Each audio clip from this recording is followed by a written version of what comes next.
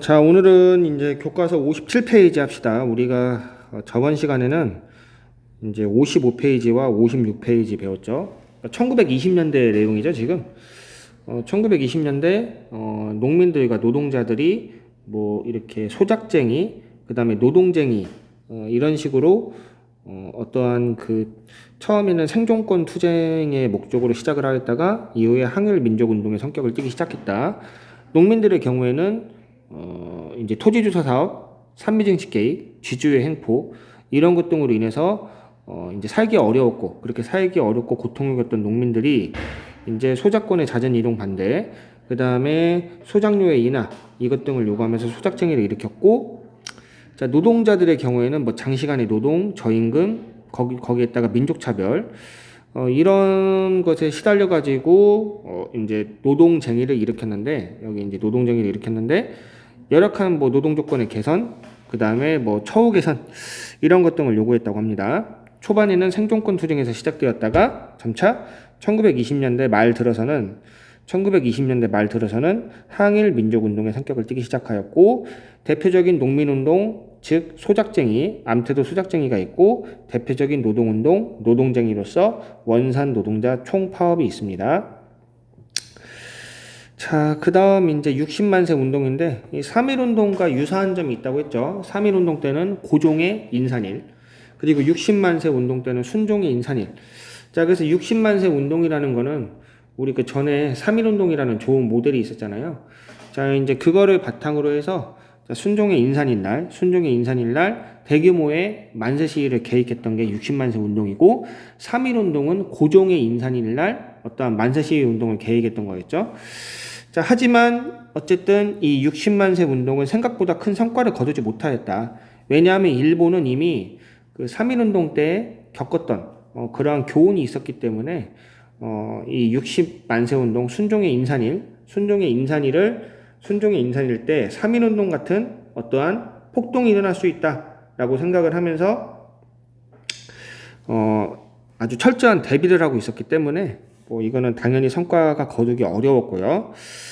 자, 그리고 이제 이러한 60만세 운동 준비 과정에서 민족주의와 사회주의 진영이 서로 이렇게 노력을 해가지고, 민족주의와 사회주의라는 서로 다른 이념을 갖고 있지만, 민족주의, 사회주의, 민족은 민족이 우선인 개념이고 사회주의는 어떠한 계급투쟁 뭐 그런 거를 목적으로 한다고 했죠.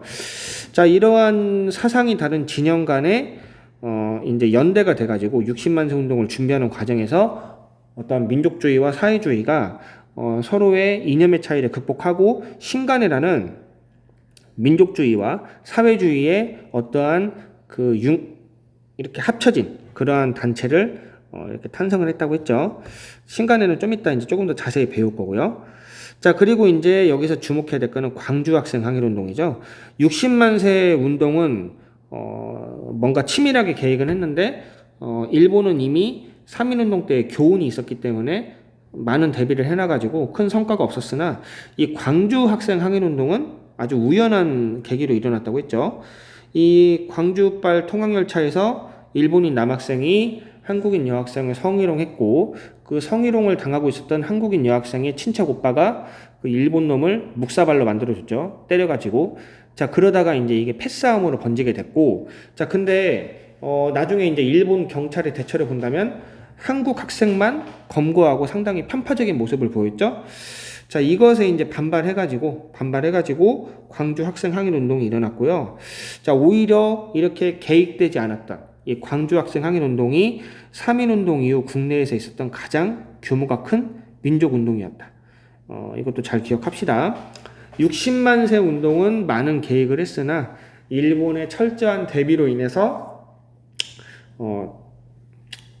그렇게 큰 성과를 거두지 못하였고, 반면에 광주 학생 항일 운동은 우발적으로 일어난 거였죠. 그러다가 이것이 이제 3.1운동 이후 가장 큰 규모의 민족운동이 되었다고 하는 점, 이것도 잘 봅시다. 자, 그러면 우리가 아까 언급했던 신간회 봅시다. 신간회. 자, 그러면 신간회가 창립된 배경은 무엇일까? 자, 신간회는 1920년대 중반 자치론이라는 게 힘을 얻게 돼요. 자치론. 이 자치론이라는 거는 뭐냐? 일본이 자, 자치론이라는 거는 그 스스로 자자 통치하다, 통치하다. 뭔가 뭐 그런 이제 의미인데, 자, 그러니까 자치론이라는 거는 일본이 허락해주는 범위 내에서 우리가 스스로 다스리자. 일본이 허락해주는 범위 내에서 스스로 다스리자. 이거는 말만 우리가 스스로 자치를 하는 거지. 그러니까 자치라는 거는 스스로 다스리다, 스스로 통치하다 그런 의미잖아요. 자, 근데 여기서 말하는 자치론이라는 거는 일본의 어떠한 그 허락해주는 범위 내에서 우리가 스스로 통치하자라는 게 바로 자치론이거든요. 이제 이것에 대해서 이거는 딱 봐도 우리가 일본한테 나라를 되찾겠다는 의지가 없는 내용이잖아요. 자치론. 일본이 허락해주는 범위 내에서 우리가 그냥 다스리자. 허락해주는 범위 내에서만. 자, 그래서 이러한 자치론에 대해서 비판적이었던 이 비타협적 민족주의 진영과 사회주의 진영은 이제 여기서 말하는 비타협적 민족주의 진영이라는 거는 이러한 자치론에 타협을 하지 못하는 게 바로 민족주의 진영이거든요. 사실 이 자치론이라는 거는 이 자치론이라는 거는 민족주의 계열에서 나왔던 주장이에요.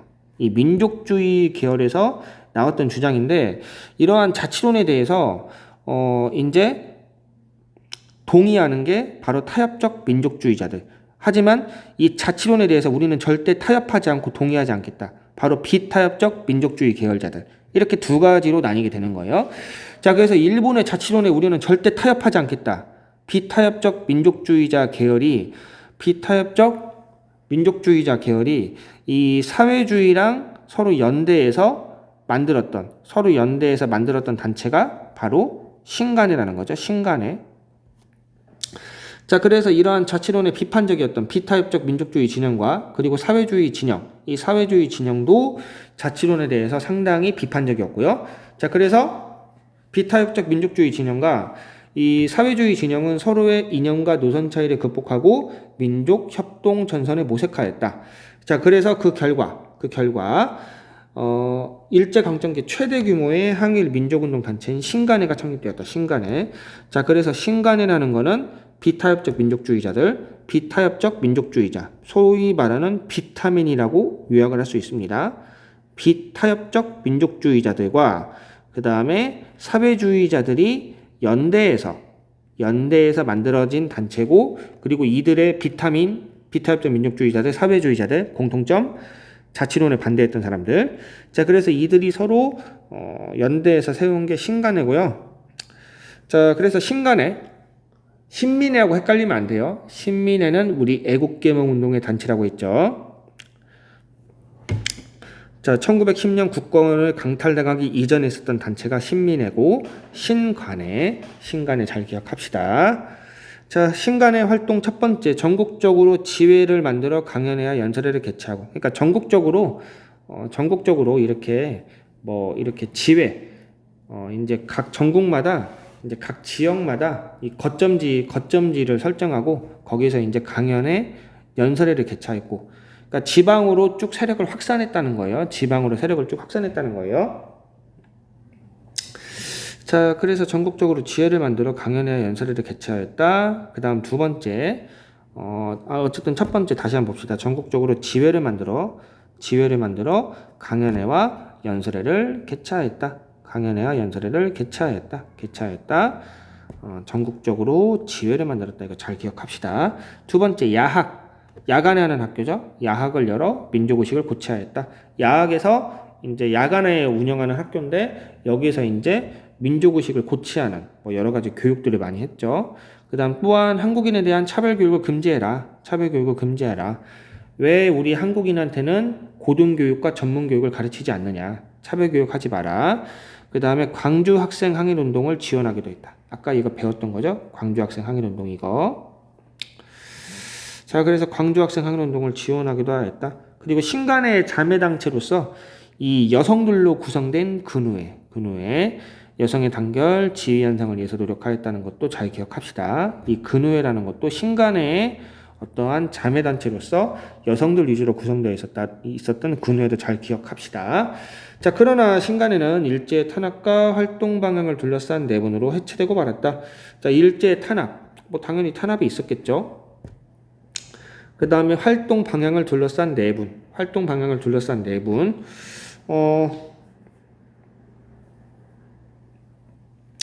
활동 방향을 둘러싼 내분이라는 거는 이제 분명히 비타협적 민족주의자들은 이 자치론에 대해서 부정을 했다고 했죠. 근데 또 이제 이 비타협적 민족주의자들이 또 변질을 해가지고 이 자치론에 협력하는 인물들이 등장하기 시작했고, 자, 그래서 이제 사회주의자들도 더 이상 얘네들과는 같이 할 수 없다라고 하면서 어떠한 이러한 활동 방향을 둘러싼 내분, 이걸로 해체되고 말았다. 자, 여기까지가 신간의 내용이고요. 자, 신간에는 뭐 민족주의 진영, 뭐 사회주의 진영, 뭐 이런 거 있으니까 한번 읽어보면 되고요. 자, 그 다음에 신간에 뭐 정치적, 경제적 각성을 해야 된다. 그리고 단결해야 된다, 우리는. 그리고 우리는 기회주의 일체 부인한다. 저런 자치론 주장하는 것들하고는 우리는 같이 연대하지 않겠다. 이런 게 있는데, 자, 그러면은, 신간의 강령종 기회주의자는 어떤 세력을 말하는 것인가? 아까 말했죠? 타협적 민족주의 세력. 비타민이 아닌 타민에 말하는 거죠. 자치론을 주장하는 세력. 자, 그 다음 이제 우리 봉오동 전투와 청산리 전투 봅시다. 우리 봉오동 전투하면 우리 영화도 나왔잖아요. 홍범도 장군이 주축이 돼가지고 있었던 봉오동에 있었던 전투. 청산리 전투는 또 이제 김자진 장군이 주축이 돼서 일본을 청산리에서 격퇴했던 그러한 전투가 청산리 전투고요. 자, 그러면 3.1운동을 전후하여 우리 민족은 만주와 연해주, 아까는 우리가 이제 국내 상황에 대해서 배웠죠. 국내. 뭐 60만 세 운동, 광주 학생 항일 운동, 신간의 어떤 국내 독립운동에 대해서 배웠는데, 이제는 국외를 봅시다. 자, 그래서 3.1운동을 전후해 우리는 만주, 연해주 일대 한인 거주 지역을 중심으로 수많은 독립군 부대를 조직하였고, 일본군과 경찰서를 공격하여 큰 성과를 올렸다. 자, 그래서 이 국경지대에서 또 일본의 입장에서는 이러한 국경지대에 있는 일본의 어떠한 그 경찰서 일본군 부대가 있는 이러한 국경지대에 일본군 부대랑 경찰서가 있었는데, 이 국경지대에 있는 일본군과 경찰서가 계속 습격을 당하는 거예요. 자, 그래서 일본의 입장에서는 그래, 그러면은 우리가 독립군을 한번 싹쓸이 해보자 라고 해가지고 이 대규모의 부대를 편성해서 먼저 봉오동으로 보내기 시작하는 거예요. 자, 그래서 봉오동 전투 봅시다. 이러한 어쨌든 아까 말했던 독립군의 국내 진입작전, 이 국경지대에 있었던 경찰서 일본군을 계속 공격을 했다고 했죠. 자, 이러한 독립군의 국내 진입작전에 시달리는 일본군이 이제 대규모의 부대를 편성해서 독립군을 공격을 하기 시작한 거예요. 자, 그래서 우리 홍범도 장군의 대한독립군 등 독립군 연합부대는 이 봉오동 있죠? 봉오동에서 일본군을 크게 격파했던 게 바로 봉오동 전투입니다. 우리 홍범도 장군 잘 기억합시다. 자, 그 다음 청산리 대첩. 자, 이제 봉오동 전투에서 패한 일본군은 이제 더욱더 더 많은 병력을 구성을 하는 거예요. 이전보다 더욱더 많은 병력을 구성했어요. 자, 그래서 이제 만주의 독립군을 싹쓸이 해버리겠다라는 생각으로 대병력으로 독립군 부대를 추격하였다. 자, 그래서 이때 이 봉오동 대첩을 이끌었던 이 홍범도 장군도 잠깐 한 발 물러나가지고 청산리에서 합류를 했죠. 이 홍범도 장군도 한 발 물러나서 왜냐하면 홍범도 장군의 부대만으로는 이 대병력으로 구성된 일본군을 막아내기가 어려웠기 때문에 이 홍범도 장군도 청산리에 합류를 했습니다. 자, 어쨌든 봉오동 전투에서 패한 일제는 만주의 독립군을 토벌하기 위해 대병력으로 독립군을 추격하였다. 이때 홍범도 장군도 피할 수밖에 없어서 청산리에 합류를 했고요. 자, 이에 김자진의 북로 군정서군 등 독립군의 연합부대는 일대 반격을 가해 청산리 일대에서 일본군을 물리쳤다. 자, 그래서 이제 청산리나 봉오동이나 이 독립군 부대가 계속적으로 활동하는 곳이기 때문에 아무래도 우리가 지형적인 이점, 이 지형을 잘 활용할 수가 있겠죠. 자, 그래서 지형을 상당히 적절히 잘 활용해가지고 이 김자진의 북로 군정서군 등 독립군의 연합부대, 이때는 홍범도의 이렇게 부대도 같이 합류해 있었다고 했죠. 반격을 가해서 청산 일대에서 일본군을 크게 물리쳤다. 자, 김자진의 북로 군정서군, 청산리 대첩 잘 기억합시다. 자, 그 그리고 이제 여기도 한번 쭉 읽어보고요. 이거는 청산리 전투에 대해서 조금 더 자세하게 나와 있는 내용이니까 한번 읽어보고요. 자, 청산리 대첩의 승리로 이끈 독립군 부대, 김자진의 뭐 북로군정 서군도 있고, 그리고 홍범도의 부대도 여기 합류했다고 했죠. 자, 이제 뭐 이거는胜利를 거둘 수 있었던 이유, 우리가 뭐 이 지역에 대해서 잘 알고 있었고, 자, 그리고 이제 간도 지역의 동포들이 또 많이 지원을 한 것도 있고요. 자, 그래서 오늘은 여기까지 할게요. 여기까지 할 테니까 과제 제출하고, 자, 여기서 마치겠습니다.